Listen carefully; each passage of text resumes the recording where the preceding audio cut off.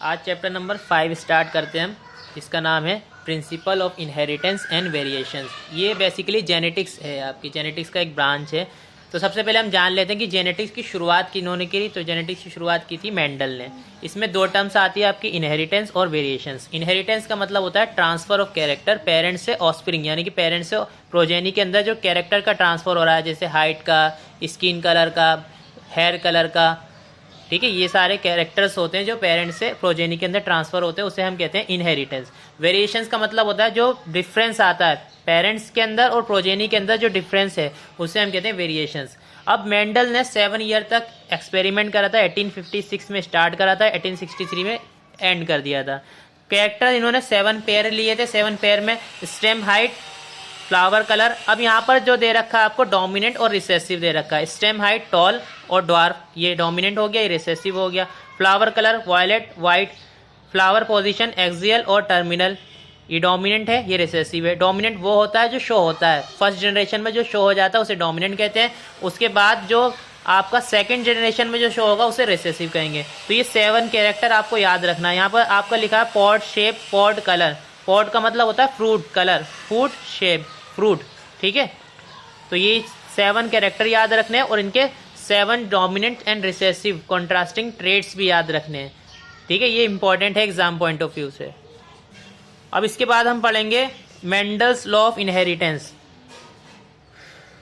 Mendel's law of inheritance क्या होता है? मेंडल लॉ ऑफ इनहेरिटेंस, पहले तो ये पता होना चाहिए कि मेंडल ने किस प्लांट पर स्टडी करी है। तो पी प्लांट पर स्टडी करी थी मेंडल ने, जिसका साइंटिफिक नेम होता है पाइजम सेटाइवम। पाइजम सेटाइवम, ठीक है, ये याद रखना है। अब इन्होंने इसी प्लांट को क्यों चूज करा, क्यों सिलेक्ट करा? वो चाहते तो किसी और को भी सिलेक्ट कर सकते थे। तो सबसे पहली चीज इसमें देखो, ये आपने 7 यानी कि इतने सारे कॉन्ट्रास्टिंग ट्रेड्स थे, तो इनको स्टडी करना इजी था इस सबसे पहले तो। और इनकी लाइफ स्पान क्या होती है? शॉर्ट होती है। पी प्लांट की लाइफ स्पान शॉर्ट होती है, ये भी एक रीज़न है इसको सिलेक्ट करने का। इसके अलावा ये एक मतलब चर्च में थे, चर्च के बाहर गार्डन था, गार्डन में आपके पीजम सेटाइवम ही प्लांट था। और कोई प्लांट होता तो शायद वो उसको भी सिलेक्ट कर सकते थे, लेकिन इनके चर्च के बाहर यही वाला प्लांट लगा था, तो इन्होंने सोचा चलो इसी के ऊपर स्टडी कर लेते हैं, ठीक है। तो ये कुछ रीज़न है इसके, जो इन्होंने पीजम सेटाइवम को ही यानी कि पी प्लांट को ही सिलेक्ट करा अपनी स्टडी करने के लिए। अब इसमें हम सबसे पहले पढ़ेंगे mono hybrid cross. Mono hybrid cross क्या मतलब होता है? मोनो का मतलब होता है 1, है ना। अगर मान लीजिए आप एक कैरेक्टर की स्टडी कर रहे हैं, सिर्फ एक कैरेक्टर की, जैसे टॉल और ड्वार्फ, ये एक कैरेक्टर है, कॉन्ट्रास्टिंग ट्रेड्स है ना। वायलेट वाइट, ये भी एक कैरेक्टर है। एक्सियल टर्मिनल, ये भी एक कैरेक्टर है। तो इसे हम कहते हैं मोनो हाइब्रिड क्रॉस। क्या कहते हैं? Mono hybrid cross. याद रहेगा, अगर आप सिर्फ एक कैरेक्टर की स्टडी कर रहे हैं तो वो मोनो हाइब्रिड क्रॉस के अंदर स्टडी की जाती है। जैसे सपोज करिए आप टॉल है, टॉल को आपने ड्वार्फ के साथ क्रॉस किया, तो देखिए ये एक ही कैरेक्टर है ना, तो मोनो हाइब्रिड क्रॉस में आएगा ये।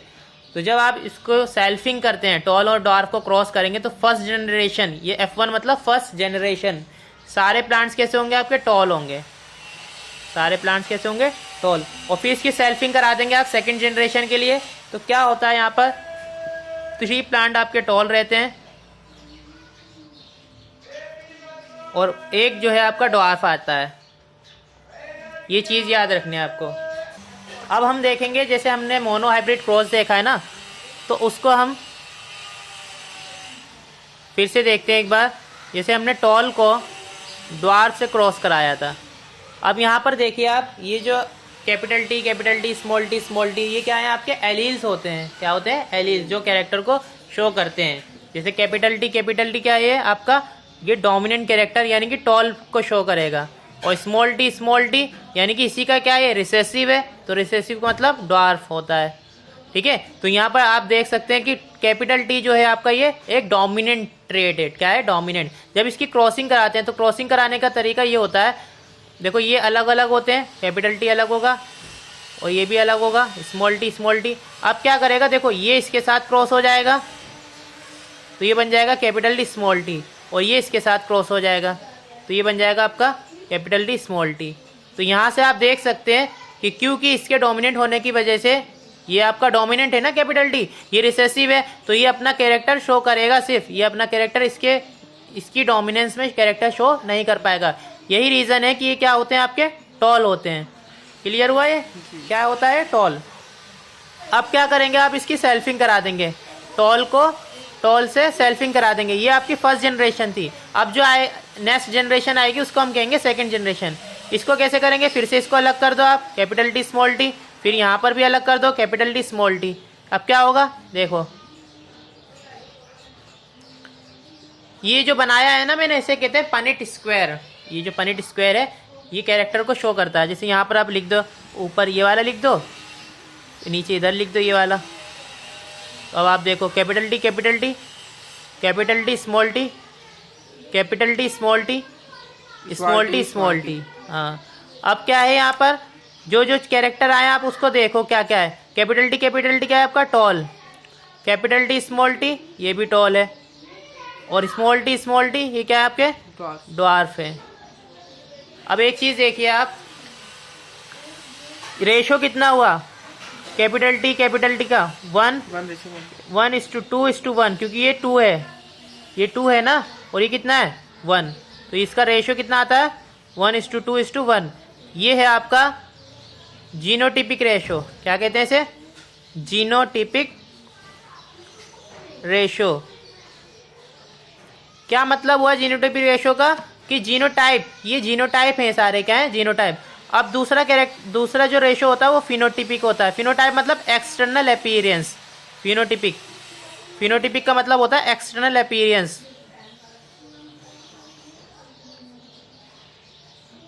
तो एक्सटर्नल अपीयरेंस आप देख सकते हैं कि 3 तो टॉल है और 1 क्या है आपका ड्वार्फ। तो फिनोटिपिक रेशो आपका 3:1 रहेगा और जीनोटाइपिक रेशो क्या होगा 1:2:1। समझ में आ गई बात जी। अब यहाँ पर आपने एक चीज़ देखी होगी, कैपिटल टी स्मॉल टी, ये कैसे हैं आपके, सेम है ना, तो इसे हम कहते हैं होमोजाइगस कंडीशन, होमोजाइगस। और एक चीज़ है आपकी कैपिटल टी स्मॉल टी, इसको हम कहते हैं हेट्रोजाइगस कंडीशन, क्योंकि ये डिफरेंस है ना, हेट्रोजाइगस कंडीशन। समझ गए, होमो मतलब सेम कंपोजिशन थी और हेट्रो में क्या होता है, डिफरेंट कंपोजिशन है। इसी समझ गए डिफरेंस क्या होता है इसके अंदर। जैसे होमो यहाँ पे होगी। अब आपके पास एक प्लांट दे दिया आपको मैंने, और वो आपका था टॉल प्लांट। आपको प्लांट दिया मैंने और मैंने आपसे पूछा बताइए इसका जीनोटिपिक रेशियो क्या होगा, तो आप कैसे बताएंगे। अब आप कंफ्यूज हो जाएंगे, या इसका जीनोटिपिक तो कैपिटल टी भी हो सकता है और कैपिटल टी स्मॉल टी भी तो हो सकता है ना, टॉल है तो फिर आप क्या करेंगे, इस प्लांट को आप रिसेसिव से क्रॉस कराएंगे। क्या कराएंगे, रिसेसिव से क्रॉस कराएंगे। अब देखो 2 कंडीशन है यहाँ पर, सब सोचो सही से इसे। रिसेसिव से क्रॉस कराया दोनों प्लांट को आपने, अभी नहीं पता था कि इसका जीनोटाइप क्या है, लेकिन आपने एक पॉसिबिलिटी देखी, क्योंकि टॉल के लिए ये भी था और टॉल के लिए ये भी था। तो अब आप यहाँ पर देखिए क्या होगा,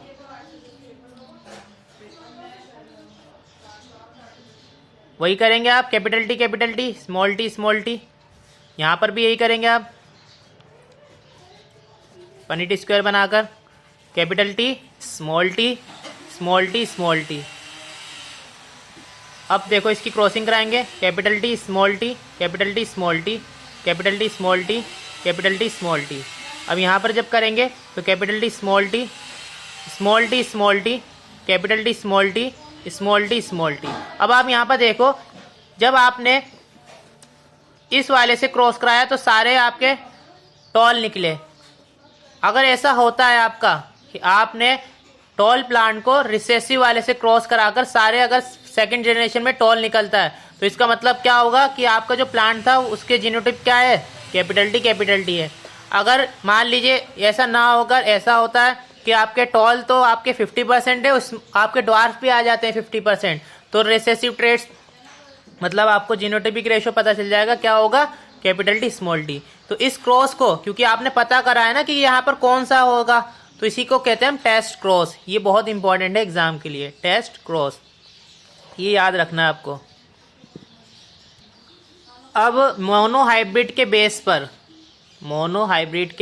बेस पर मेंडल ने, किसने? मेंडल ने कुछ लॉ या फिर उनको प्रिंसिपल्स भी कहते हैं। तो on the basis of monohybrid cross Mendel propose some principles, और प्रिंसिपल को लॉ ऑफ इनहेरिटेंस के नाम से जानते हैं हम, ठीक है।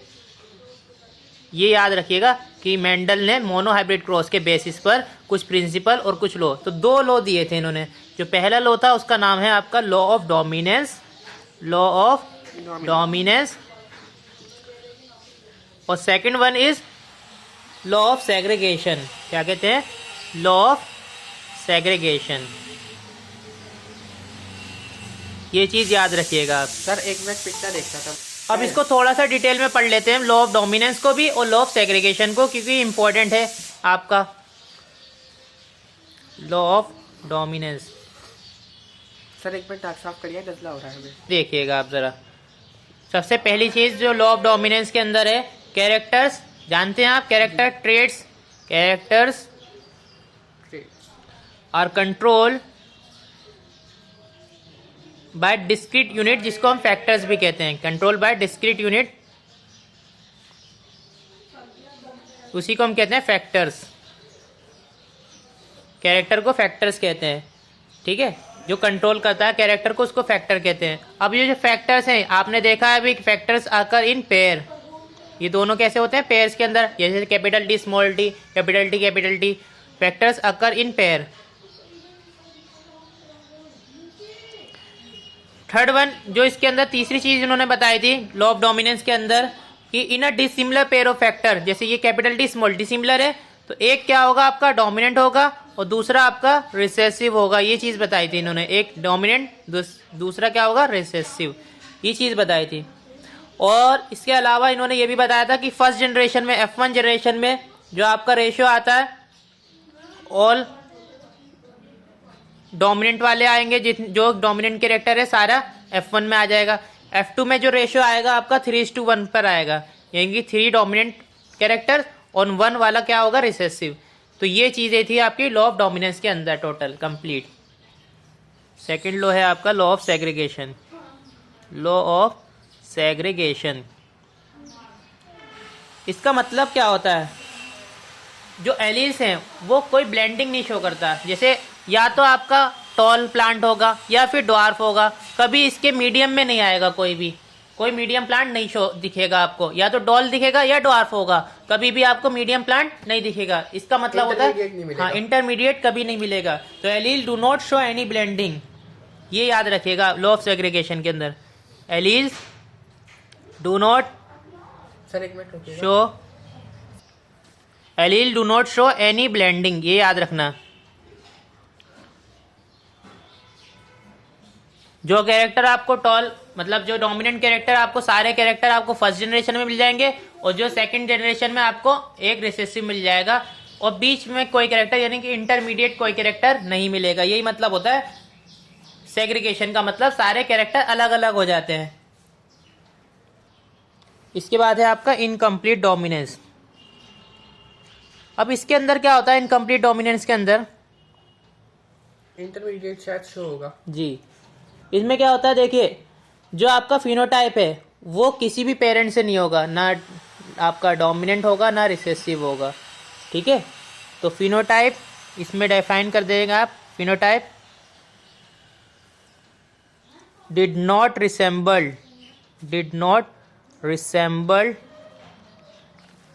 Either of the two parents, दोनों में से किसी एक भी पेरेंट से नहीं रिसेंबल होगा।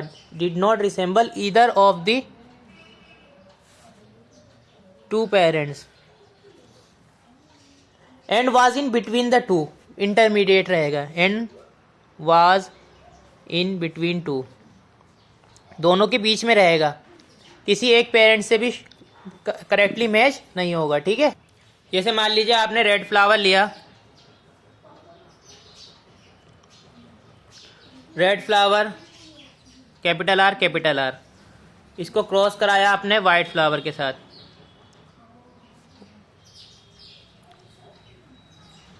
स्मॉल आर, ठीक है। अब इसके अंदर से क्या आएगा, कैपिटल आर, एक कैरेक्टर आएगा, इसमें से स्मॉल आर आ जाएगा। अब इन दोनों की जब क्रॉसिंग कराएंगे तो क्या बनेगा, कैपिटल आर स्मॉल आर, ठीक है। अब क्या है, यहाँ पर ये फुल्ली डोमिनेंट नहीं होता कैपिटल आर, ठीक है। तो इसी वजह से ना तो ये रेड है ना ही व्हाइट होता है, क्या आ जाता है, इंटरमीडिएट पिंक कलर का शो होता है। तो इसी को कहते हैं इनकम्प्लीट डोमिनेंस हुआ है। क्या हुआ है यहाँ पर, इनकम्प्लीट डोमिनेंस। अब क्या करेंगे आप, इन दोनों को क्रॉस करा देंगे, इसको क्रॉस करा देंगे, पिंक वाले को पिंक से क्रॉस करा देंगे, तो फिर इसका सेग्रीगेशन होगा कैपिटल आर स्मॉल आर, इसका भी सेग्रीगेशन होगा capital R small R, capital R अलग स्मॉल आर अलग, कैपिटल आर अलग स्मॉल आर अलग अलग। तो ये आपका क्या बना देंगे आप, पनिट स्क्वायर बना देंगे। क्या बनाएंगे, पनिट स्क्वायर। फिर capital R capital R, capital R small R, capital R small R, small R small R. अब यहाँ पर आप देख सकते हैं कि एक तो आपका रेड बन गया और दो आपके पिंक और एक वाइट। तो यहाँ पर रेशो क्या आएगा, 1:2:1। ये आपका जीनोटाइपिक रेशो हो गया। और फिनोटाइपिक रेशो भी यही है, 1:2:1। देखो फिनोटाइपिक, एक रेड है, दो पिंक है, एक वाइट है। तो जीनोटाइपिक रेशो और फिनोटाइपिक रेशो दोनों क्या हो जाएंगे, इक्वल हो जाएगा। क्या होगा, इक्वल। जीनोटाइपिक रेशो 1:2:1 और फिनोटाइपिक रेशो भी क्या होगा, 1:2:1। तो दोनों रेशो क्या हो जाएंगे, यहाँ पर इक्वल हो जाएंगे। ये एक इंपॉर्टेंट क्वेश्चन है एग्जाम के लिए कि कौन से प्लांट के अंदर या कौन सा लॉ है जो इनकम्प्लीट डोमिनेंस शो करता है, ठीक है। तो ये आंसर हो जाएगा इसका, ठीक है। इसका नाम भी याद रखना, इस प्लांट का नाम होता है स्नैप ड्रैगन, ठीक है। स्नैप ड्रैगन याद रहेगा नाम। देखो अभी तक हमने ये पढ़ा है F1 जो होता है यानी कि first generation, resembled either of the two parents, यानी कि आपका लॉ ऑफ डोमिनेंस, पहला ये पढ़ा था हमने।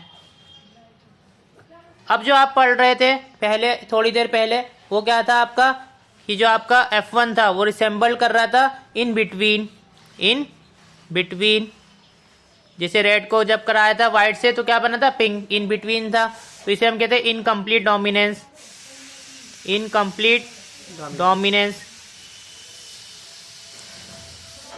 अब जो आप पढ़ रहेंगे वो आप पढ़ेंगे कोडोमिनेंस। क्या पढ़ेंगे, कोडोमिनेंस। इसमें क्या होता है, F1 generation resemble both parents. F1 generation दोनों तरीके से शो करेगा। F1 रिसेंबल्ड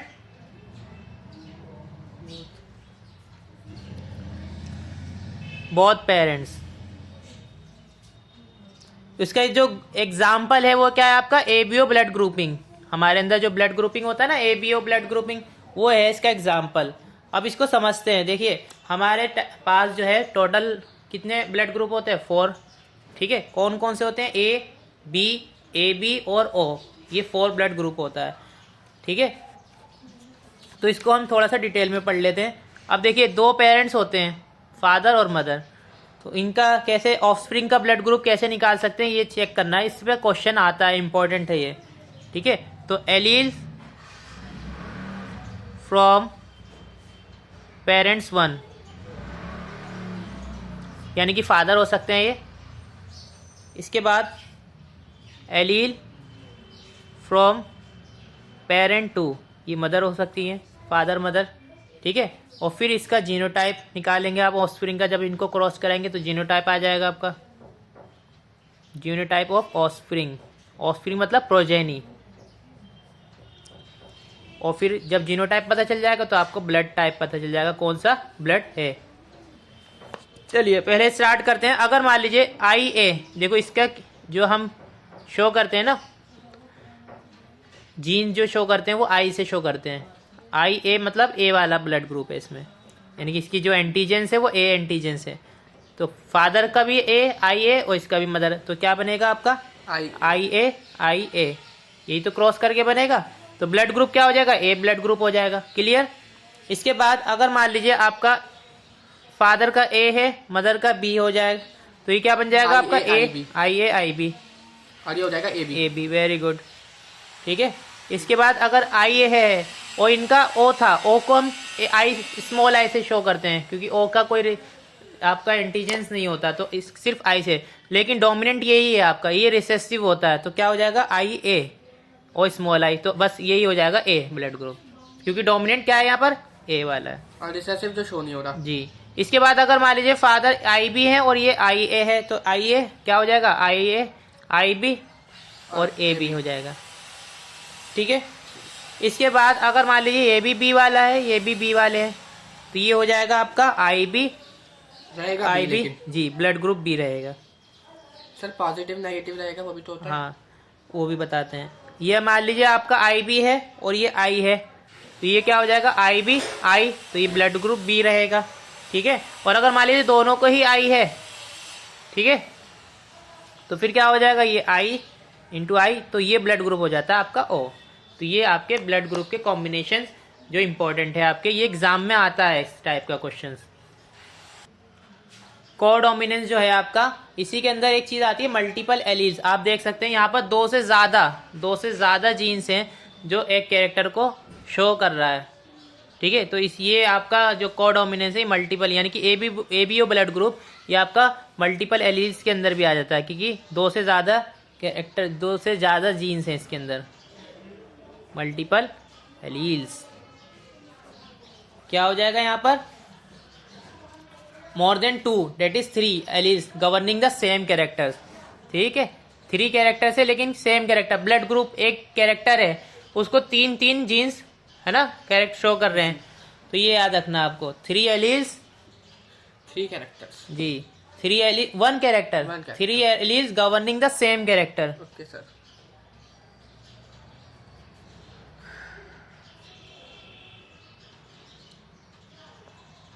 ये चीज याद रखनी है आपको। हाँ एक चीज और याद रखना, जैसे मान लीजिए कोई इंडिविजुअल है, उसके पास तो सिर्फ 2 ही एलील्स हो सकते हैं, तो मल्टीपल एलील्स जो है ना वो पॉपुलेशन जब स्टडी की जाती है, बहुत सारे लोगों की स्टडी की जाती है, तब मल्टीपल एलील्स की बात करते हैं। अगर मान लीजिए आप इंडिविजुअल लेवल पर बात कर रहे हैं तो फिर मल्टीपल एलील्स की बात नहीं करेंगे, ये सिर्फ पॉपुलेशन स्टडी पर ही बात करेंगे आप। अभी तक हमने ये पढ़ा था कि मोनो हाइब्रिड क्रॉस जब हम एक कैरेक्टर की स्टडी करते हैं, अब हम पढ़ेंगे डाई हाइब्रिड क्रॉस जब हम 2 कैरेक्टर की स्टडी करेंगे, तो उसे हम कहते हैं dihybrid cross. Dihybrid cross when we study 2 character, उसे हम कहते हैं डाई हाइब्रिड क्रॉस, ठीक है। जैसे आप एग्जाम्पल जैसे दे रखा है यहाँ पर राउंड एंड येलो सीड ले लीजिए आप, और यहाँ पर रिंकल्ड ग्रीन ले लीजिए। अब मैं आपको दिखाता हूँ पीछे से कि 2 कैरेक्टर कैसे हैं अलग अलग। देखिए यहाँ पर आपने राउंड लिया, सीड शेप एक राउंड लिया है ना, और सीड कलर लिया आपने येलो, और आपने ये रिंकल्ड लिया आपने सीड शेप, और उसके कंपेयर में क्या लिया आपने ग्रीन, तो राउंड येलो रिंकल्ड ग्रीन। तो ये 2 कैरेक्टर लिए थे। पहले क्या करा था आपने टॉल और डार्क, सिर्फ एक कैरेक्टर लिया था, उसको हम कहते हैं मोनो हाइब्रिड क्रॉस। जब 2 कैरेक्टर को एक साथ स्टडी करते हैं तो डाई हाइब्रिड क्रॉस के अंदर आता है। अच्छा, डाई हाइब्रिड क्रॉस के अंदर ही एक चीज आती है जिसको हम कहते हैं लॉ ऑफ इंडिपेंडेंट असॉर्टमेंट। अभी तक आपने लॉ ऑफ डोमिनेंस पढ़ा, अभी तक, फिर उसके बाद आपने लॉ ऑफ सेग्रीगेशन पढ़ा, अब ये तीसरा लॉ आ जाता है जिसका नाम है लॉ ऑफ सेग्रीगेशन, जो सिर्फ डाई हाइब्रिड क्रॉस के बेस पर होता है, law of segregation. Sir law of segregation तो सेकंड लॉ था। सेकंड लॉ है ना, ये आपका थर्ड लॉ है लॉ ऑफ इंडिपेंडेंट। देखो फर्स्ट था आपका लॉ ऑफ डोमिनेंस, सेकंड है लॉ ऑफ सेग्रीगेशन, थर्ड है law of independent assortment. Law of independent assortment. अब ये लॉ क्या कहता है, जब देखिए जब when 2 pair of trades, when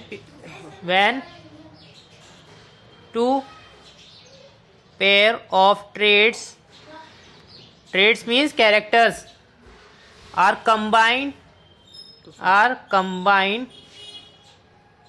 in a hybrid, segregation of one pair of character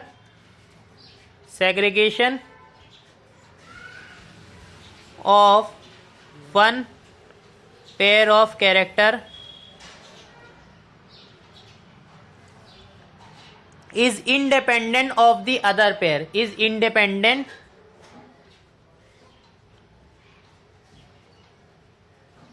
of the other. ये भी समझाता हूँ मैं आपको पूरा। इसी को हम कहते हैं लॉ ऑफ इंडिपेंडेंट असॉर्टमेंट, जो आपका किस में होता है, डाई हाइब्रिड क्रॉस के अंदर। अब इसको समझते हैं हम ठीक से, अच्छे से।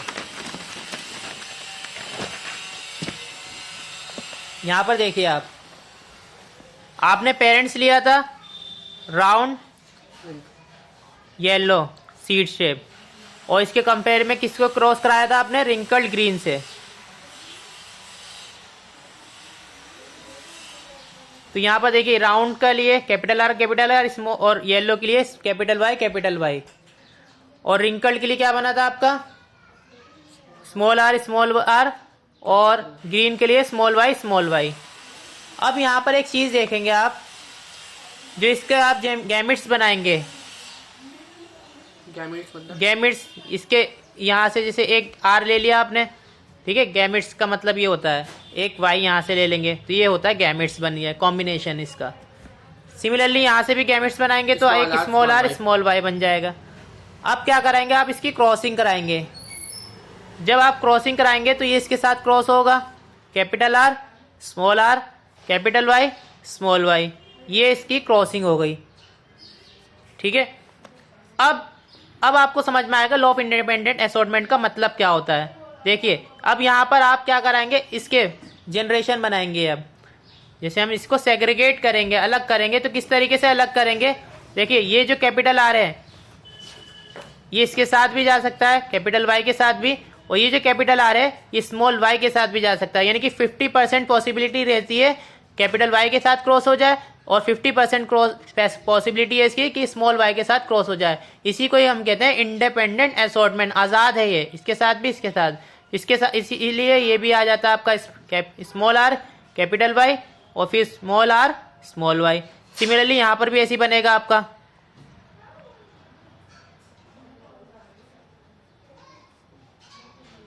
अब इसको फिर से पनीट स्क्वायर बनाएंगे। यहाँ पर आपका टोटल 16 पनीट स्क्वायर बनते हैं। अच्छा जी, क्योंकि यहाँ पर डाई हाइब्रिड था, वहाँ आपका मोनो हाइब्रिड था, सिर्फ 4 पनीट स्क्वायर बने थे, यहाँ पर 16 बनते हैं।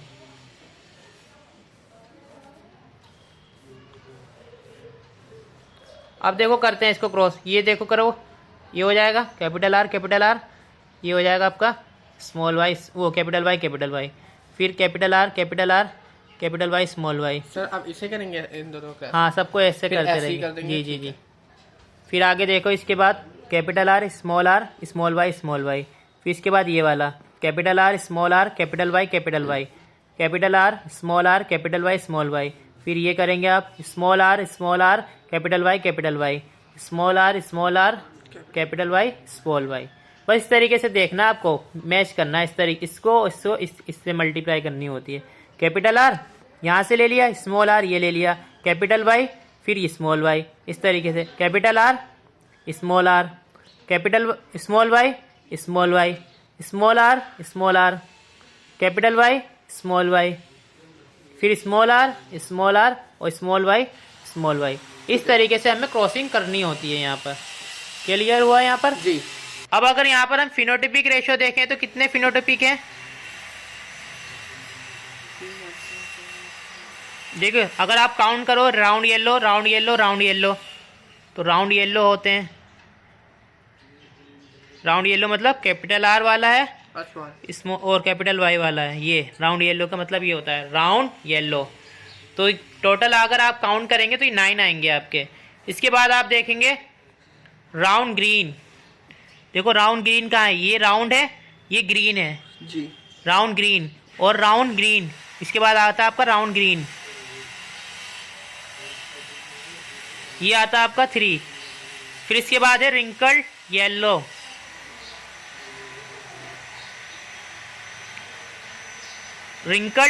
ये है आपका रिंकल्ड येलो। फिर उसके बाद आता है आपका wrinkled green,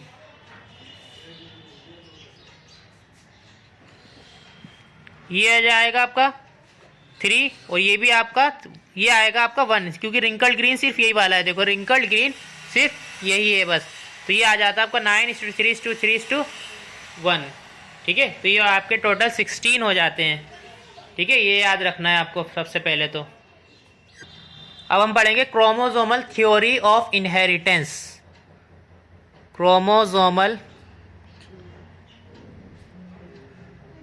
theory of inheritance क्या होती है थ्योरी, इसके बारे में पढ़ेंगे हम। ठीक है, देखो इसके अंदर एक चीज़ याद रखिएगा, क्रोमोसोम हो या जीन हो, ये दोनों के दोनों कैसे होते हैं, पेयर्स के अंदर होता है। Chromosome as well as genes occur in pair. Chromosome and genes दोनों के दोनों कैसे होते हैं, पेयर्स के अंदर होते हैं, जोड़ों के अंदर रहते हैं। ठीक है, अब जो आपने एलीज पढ़े थे, 2 एलीज पढ़े थे ना, 2 alleles of a gene are located on the same locus on homologous chromosome. मतलब अभी ये चीज़ मैं दिखाऊंगा आपको यहाँ पर फिगर बनाकर कि कैसे होते हैं ये लोकेटेड, कैसे होते हैं। अब इसके ये चीज़ याद रखना आप, सटन एंड बॉवरी ये 2 साइंटिस्ट हैं, इन्होंने ही बताया था कि pairing and separation of a chromosome, ठीक है, would lead to the segregation of pair of factors gene they carried out. Clear, ये नाम याद रखना इनका, Sutton and Boveri. Sutton and Boveri ये नाम याद रखना, इन्होंने क्या बताया था, और फिर इसके बाद में फिगर से साथ अभी समझाऊंगा आपको। देखो सटन ने ही, इन दोनों ने मिलकर ही क्रोमोसोमल थ्योरी दी थी इनहेरिटेंस की। क्या दी थी, क्रोमोसोमल थ्योरी ऑफ इनहेरिटेंस। ठीक है, अब मैं आपको ये समझाता हूँ बनाकर। देखो यहाँ पर देखो, ये आपका क्रोमोसोम है और ये जो फैक्टर है रेड कलर का, ये कैरी कर रहा है। अब आप देखेंगे जब इसका जर्म सेल्स बनेगा, देखो यहाँ पर ये आपका डिवाइड हो गया, ये जर्म सेल्स हैं, मतलब ये डॉटर सेल्स हैं जो प्रोजेनी में जाएंगे, ये है ना, और ये पेरेंट्स है। ये डिवाइड होने के बाद भी देखो येलो के साथ क्या जा रहा है आपका, रेड, येलो के साथ रेड जा रहा है। ठीक है, इसी को हम कहते हैं क्रोमोसोमल थ्योरी ऑफ इनहेरिटेंस। ये रेड के साथ ग्रीन, रेड के साथ यहाँ पर भी ग्रीन। क्लियर हुआ ये। अब इसके बाद आपको याद रखना है कि एक्सपेरिमेंटल वेरिफिकेशन किसने करी थी, experimental verification of chromosomal theory of inheritance. अभी तक तो ये जान गए ना आप, chromosomal theory of inheritance Sutton and Boveri ने दी थी, मतलब मेंडल ने इसका नाम दिया था क्रोमोसोमल थ्योरी ऑफ इनहेरिटेंस। लेकिन जो एक्सपेरिमेंटल वेरिफिकेशन करा था क्रोमोसोमल थ्योरी ऑफ इनहेरिटेंस के ऊपर,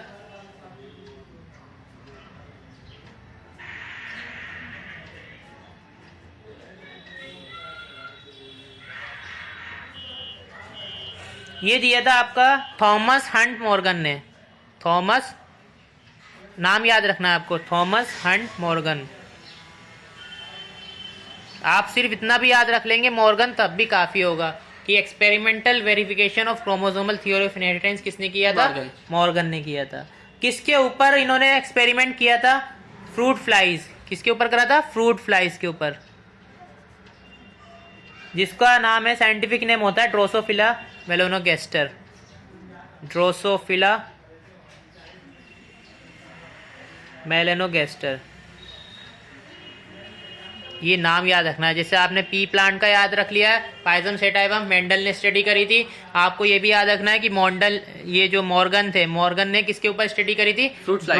हाँ, फ्रूट फ्लाई यानी कि ड्रोसोफिला मेलानोगास्टर के ऊपर।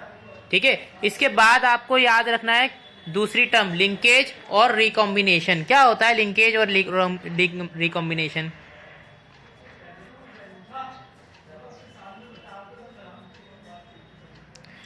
लिंकेज और रिकॉम्बिनेशन के अंदर क्या डिफरेंस है, देखिए।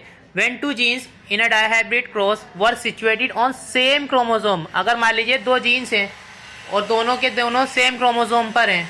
किस पर है, सेम क्रोमोसोम पर। 2 जीन है, एक ही क्रोमोसोम पर है, तो फिर क्या होता है, पेरेंटल जीन कॉम्बिनेशन ज़्यादा होगा देन नॉन पेरेंटल कॉम्बिनेशन।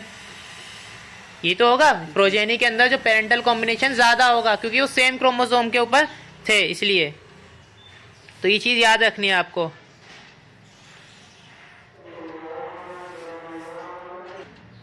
देखिए लिंकेज के अंदर आपको ये याद रखना है, फिजिकल एसोसिएशन। लिंकेज का मतलब क्या है, फिजिकल एसोसिएशन।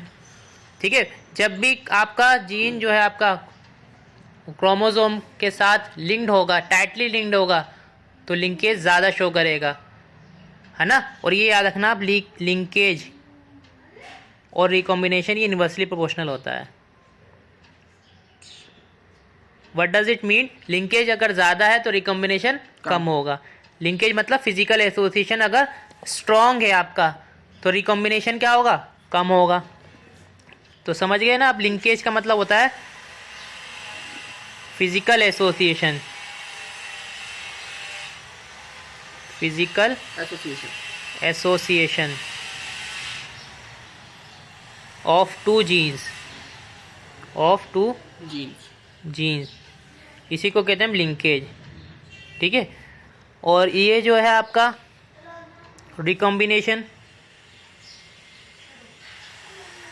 इसमें क्या होता है आपका?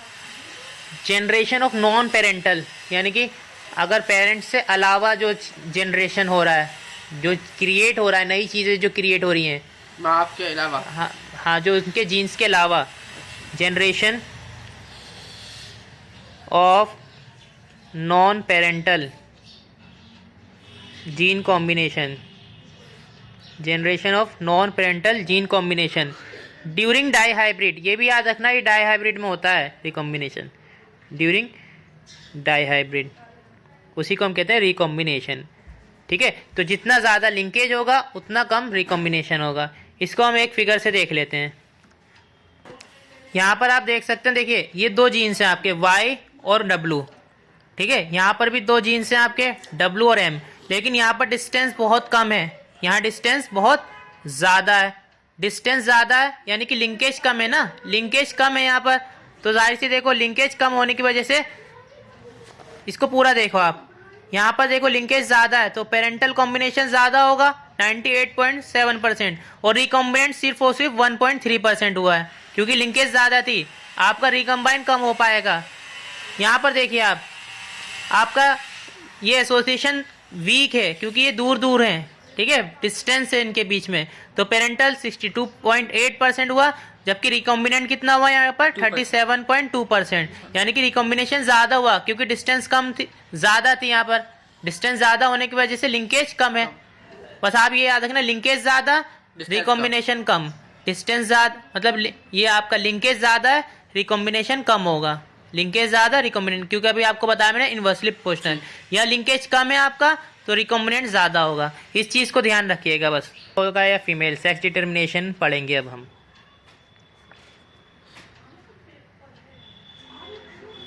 ठीक है। इसमें हम पता करते हैं कि वेदर इट इज़ मेल और फीमेल। ठीक है, इन अ प्रोजेनी। तो सबसे पहले जो स्टडी शुरुआत करी थी वो हैंकिंग ने शुरू किया था। हैंकिंग ने, याद रखिएगा क्या नाम है इनका? हैंकिंग, इन 1891 के अंदर। ठीक है। Observe a trace of specific nuclear structure in a few insects, कुछ इंसेक्ट्स के अंदर इन्होंने स्टडी करी थी। ठीक है। इन्होंने देखा था कि कोई स्ट्रक्चर है, अभी ये नहीं पता कि वो क्या है, बस ये देखा था कि कोई एक चीज़ है जो ट्रांसफ़र हो रही है स्पर्म के थ्रू। 50% स्पर्म में तो वो ट्रांसफ़र हो रही है। ठीक है। तो उन्होंने, हैंकिंग ने इसका नाम दे दिया था, जो 50% स्पर्म के अंदर ट्रांसफर हो रही थी उसको हम नाम दे दिया था इन्होंने एक्स बॉडी। क्या नाम दिया था? X body. ठीक है। इसकी सिग्निफिकेंस ये नहीं बता पाए थे। इसके बाद एक्स बॉडी को, मतलब एक्स बॉडी का नाम उसके बाद पड़ गया था सेक्स क्रोमोसोम। ठीक है, याद रहेगा। और इसके अलावा जितने भी क्रोमोसोम थे उनका नाम था ऑटोसोम। क्या नाम था? ऑटोसोम। चलिए, अब जैसे ह्यूमन की बात करें हम, तो हमारे अंदर जो डिटर्मिनेशन होता है वो एक्स वाई टाइप का होता है, sex determination, X Y sex determination. ठीक है। लेकिन अगर हम इंसेक्ट्स की बात करें, जैसे ड्रोसोफिला है आपका, तो उसके अंदर जो डिटर्मिनेशन होता है वो एक्सो टाइप का डिटर्मिनेशन होता है। ठीक है। अब यहाँ पर आप देख सकते हैं, चाहे आप ह्यूमन की बात करें या फिर इंसेक्ट्स की बात करें, ये दो अलग अलग है ना, डिफरेंट टाइप के है नहीं, डिफरेंट टाइप का। जी। क्लियर हो रहा है नहीं? जी जी। तो इसीलिए यहाँ पर इसको हम कहते हैं मेल हेट्रोकेमिटी। हेट्रोकेमिटी मतलब डिफरेंस, और डिफरेंस कहाँ पर है? मेल के अंदर है। फीमेल के अंदर डिफरेंस नहीं होता, फीमेल में तो ये एक्स एक्स होता है। ठीक है। तो मेल हेट्रोकेमिटी क्यों कह रहे हैं? क्योंकि मेल के अंदर डिफरेंस आता है, दोनों सेम नहीं है। जी, मेल हेट्रोकेमिटी। क्लियर हुआ जी या नहीं? जी जी। अब इसी तरीके से अगर बर्ड्स की बात करें, ये तो आपका ह्यूमन हो गया और ये इंसेक्ट्स हो गया। ये याद रखना, ह्यूमन के अंदर और इंसेक्ट्स के अंदर मेल हेट्रोगेमिटी होती है, क्योंकि यहाँ पर मेल के अंदर डिफरेंस आता है। जबकि अगर हम बर्ड्स की बात करें, किसकी बात करें, बर्ड्स की, तो यहाँ पर ZW टाइप का सेक्स डिटर्मिनेशन होता है। ठीक है, याद रहेगा जी। और यहाँ पर फीमेल, यहाँ पर क्या होता है, फीमेल हेट्रोगेमिटी होती है, क्योंकि ये फीमेल का है। जबकि अगर मेल की बात करें तो ZZ होता है। तो यहाँ फीमेल के अंदर हेट्रोगेमिटी है बर्ड्स के अंदर, जबकि ह्यूमंस के अंदर मेल हेट्रोगेमिटी, क्योंकि मेल के अंदर हेट्रोगेमिटी होती है। ये चीज़ याद रखना है आपको। ठीक है, अब थोड़ा सा डिटेल में पढ़ेंगे हम sex determination in human beings. तो sex determination in human beings,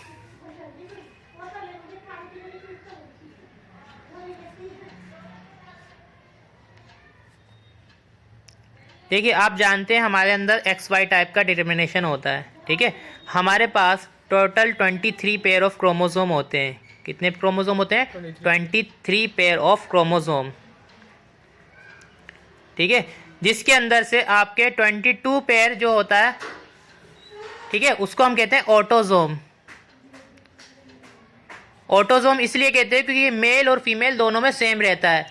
जबकि यहाँ पर 1 पेयर जो क्रोमोसोम है आपका, ठीक है, क्योंकि 23 बनाने के लिए एक 22 हो गया, 1 पेयर, तो जब भी तो 23 बनेगा। 1 पेयर को हम कहते हैं sex chromosome. Sir total 46 chromosomes होंगे। जी जी जी बिल्कुल। ठीक है, अब ऑटोजोम तो मेल और फीमेल में सेम रहेगा, सेक्स क्रोमोसोम अलग अलग होता है। कैसे अलग होता है? XX फीमेल के अंदर, XY मेल के अंदर। जी XY मेल के अंदर। ये आपको याद रखना है। ठीक है, अब जो प्रोजेनी बनती है वो इन्हीं का क्रॉस करने से बनता है आपका। तो यहाँ पर भी आप पनेट स्क्वायर से देख सकते हैं, XX और यहाँ पर XY क्रॉस कराएंगे तो ये हो जाएगा XX यानी कि female, XX female, XY male, XY male. तो 50% चांस होते हैं मेल बनने के, 50% चांस होते हैं फीमेल के। ठीक है, मेल को हम ऐसे भी डिनोट करते हैं, फीमेल को ऐसे डिनोट कर देते हैं हम। ये फीमेल का साइन है, ये मेल का साइन होता है। ठीक है, तो पॉसिबिलिटी होती है 50% चांस होता है। तो यहाँ पर डिटरमाइनिंग फैक्टर कौन सा है? मेल और फीमेल। तो यहाँ पर मेल है डिटरमाइनिंग फैक्टर, क्योंकि अगर यहाँ से X ट्रांसफ़र हो रहा है तो फीमेल बनेगा, और यहाँ से अगर Y ट्रांसफ़र हो रहा है तो मेल बनेगा। ठीक है, तो फीमेल का यहाँ पर कोई रेस्पॉन्सिबिलिटी नहीं होती, सारी रेस्पॉन्सिबिलिटी किसकी है? मेल की रेस्पॉन्सिबिलिटी है। ठीक है, क्योंकि यहाँ पर मेल हेट्रोगेमिटिक है ना, डिफरेंस तो यहाँ पर आ रहा है ना, ये तो सेम है आपका। ठीक है, तो इसीलिए जैसे सोसाइटी में देखा होगा कि ब्लेम किया जाता है, फीमेल को ब्लेम किया जाता है, तो ये सारी चीज़ें गलत है ना, बिल्कुल गलत है। ये फीमेल को ब्लेम नहीं करना चाहिए। ठीक है, अब होता क्या है म्यूटेशन? ये एक फिनोमिना है जिसके अंदर आपका DNA सीक्वेंस चेंज हो जाती है। ठीक है, तो चेंज हो जाता है, और चेंज को हम क्या कहते हैं? अल्टरेशन भी कहते हैं। इसका एक और नाम है अल्टरेशन। अल्टरेशन यानी कि change, alteration of DNA sequence, alteration of DNA sequence. And consequently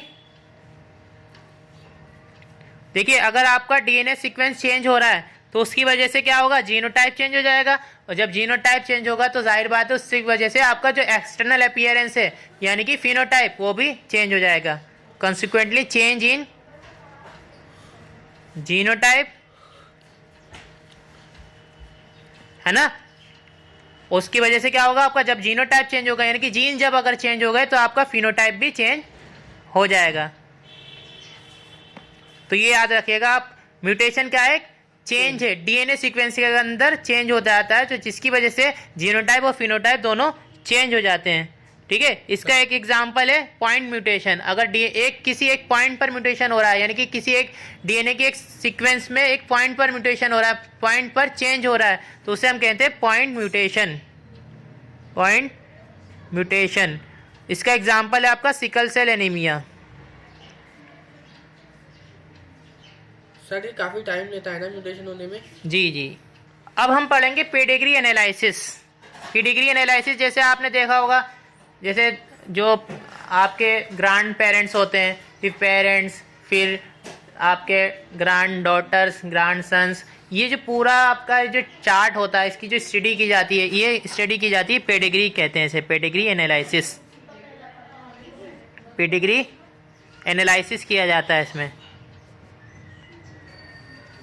क्या होता है इसके अंदर, देखिए पेडिग्री एनालिसिस में आपका एक पूरा ट्रेड्स की स्टडी की जाती है, जनरेशन टू जनरेशन, बहुत लंबी जनरेशन। एनालिसिस है ना, एनालिसिस मतलब जांच की जाती है, पता किया जाता है। क्या पता किया जाता है? सेवरल जनरेशन के बारे में, फैमिली में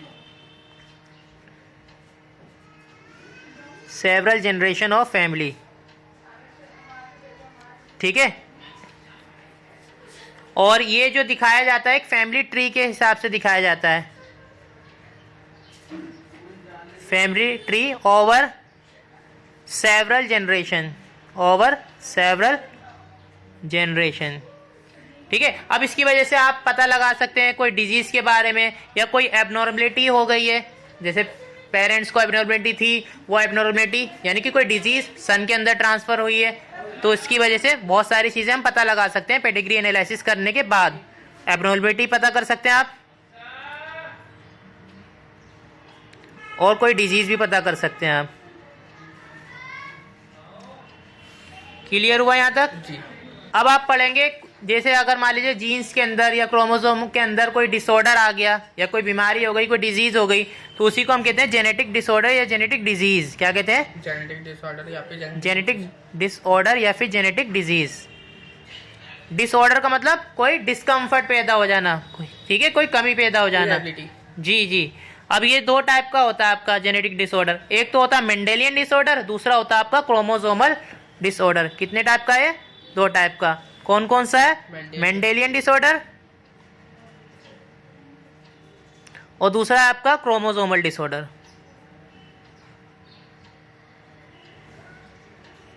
दोनों के बारे में हमें स्टडी करनी है, क्योंकि एग्जाम में दोनों के लिए इंपॉर्टेंट है ये।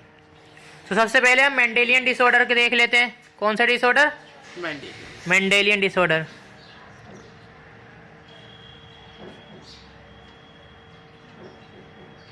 देखिए मेंडेलियन डिसऑर्डर क्या होता है, अगर मान लीजिए आपका अल्ट्रेशन हो रहा है सिंगल जीन के ऊपर, ठीक है, आप लिख सकते हैं अल्ट्रेशन यानी कि change, alteration mean change, alteration in a single gene,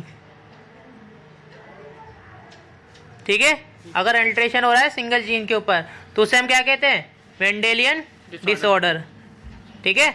और ये जो ट्रांसमिटेड होता है, जैसे हमने मेंडेलियन प्रिंसिपल ऑफ इनहेरिटेंस पढ़ा था ना, अभी पढ़ा था, कैसे ट्रांसफर हो रहे थे कैरेक्टर, उस बेसिस पर ये ट्रांसफर होता है, जो हमने मेंडल के ऊपर पढ़ा था, ठीक है। और ये आपका मेंडेलियन डिसऑर्डर जो है आपका डोमिनेंट भी हो सकता है, रिसेसिव भी, और रिसेसिव भी हो सकता है। जैसे अभी हमने जो पहले पढ़ा है ना, सारी चीजें वही है यहाँ पर। इसका एग्जाम्पल याद रखना आप, मेंडेलियन डिसऑर्डर का क्या क्या एग्जाम्पल होता है। एक तो है आपका कलर ब्लाइंडनेस। क्या है? Colour blindness. इसमें है ना रेड, ग्रीन, ब्लू कलर नहीं दिखाई देता है, जिनको ये डिजीज हो जाती है, RGB, ये कलर नहीं दिखाई देते, red green blue, Mendelian disorder है जी। और इसके बाद आता है आपका फिनाइल कीटोनूरिया, ये भी आपका मेंडेलियन डिसऑर्डर है, फिनाइल कीटोनूरिया। इसमें क्या होता है सर?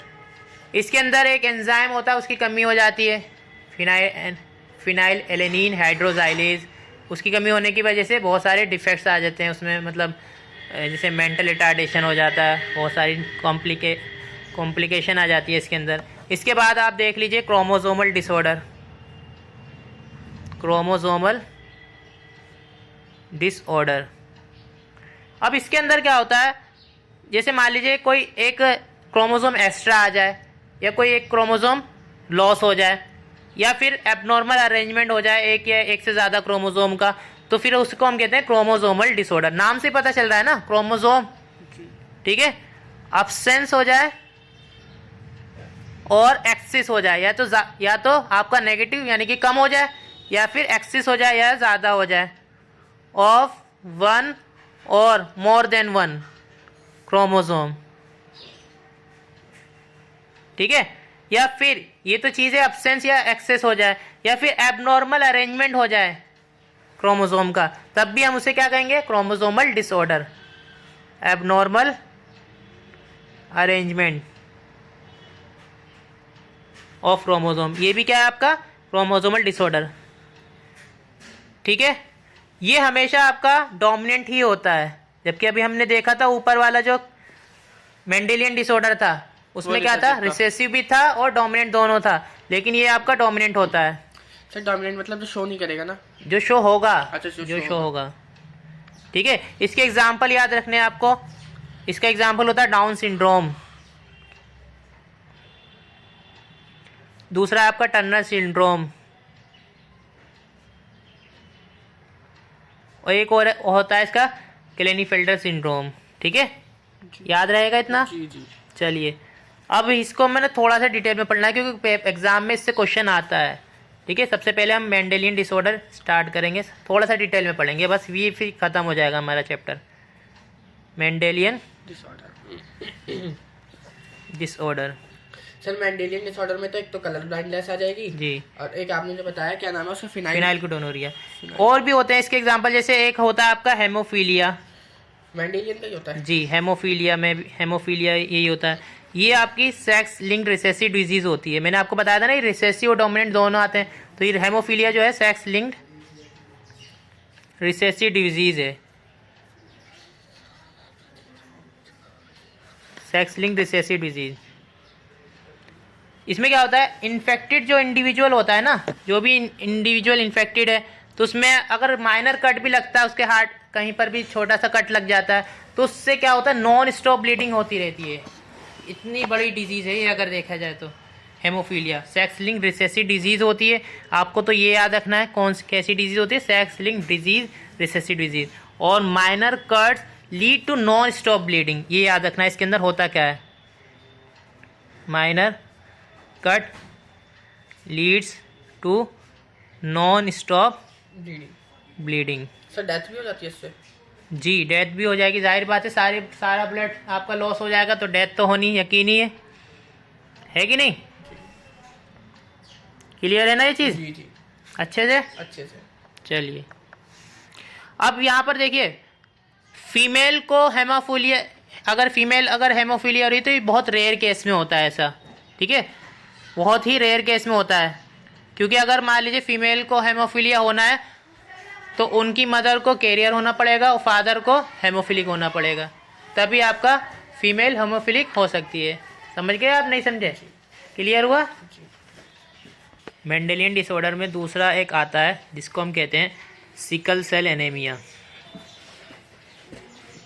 ये भी आपका एक मेंडेलियन डिसऑर्डर ही है ये। लेकिन देखो, जैसे हेमोफीलिया था आपका सेक्स लिंक्ड रिसेसिव डिजीज था, ये आपका ऑटोसोम लिंक्ड रिसेसिव ट्रेट्स होता है, यानी कि ऑटोसोम से जुड़ा होता है। जो 22 पेयर पढ़े थे ना हमने, वो ऑटोसोम लिंक्ड रिसेसिव ट्रेट्स होते हैं ये।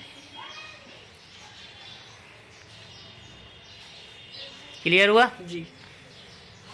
तो इसके अंदर होता क्या है, आपका जो मॉलिक्यूल्स होता है ना हीमोग्लोबिन का, हेमोग्लोबिन तो सुना होगा आपने। हाँ, हेमोग्लोबिन के अंदर मतलब उसकी शेप में चेंज आ जाता है, सिकल लाइक हो जाता है वो।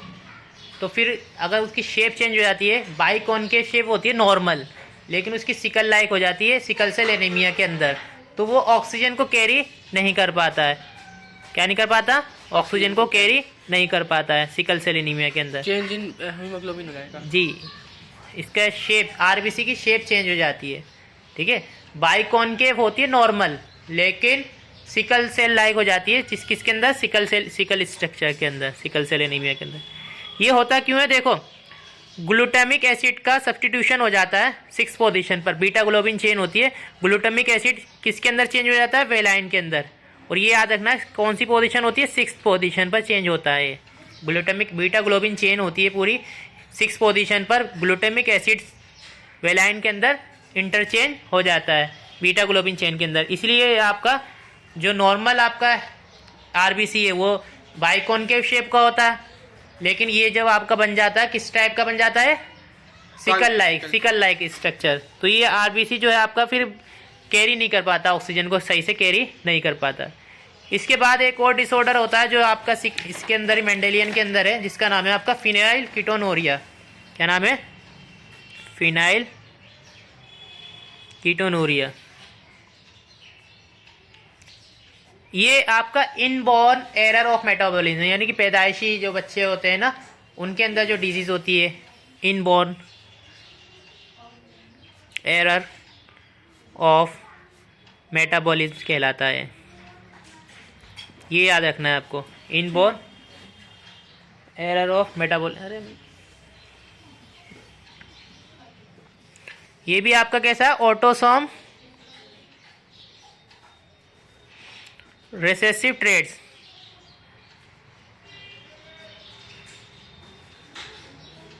ठीक है। अब इसके अंदर जो भी अफेक्ट होता है, जो भी इंडिविजुअल अफेक्टेड इंडिविजुअल होता है, उसके अंदर एक एंजाइम की कमी होती है।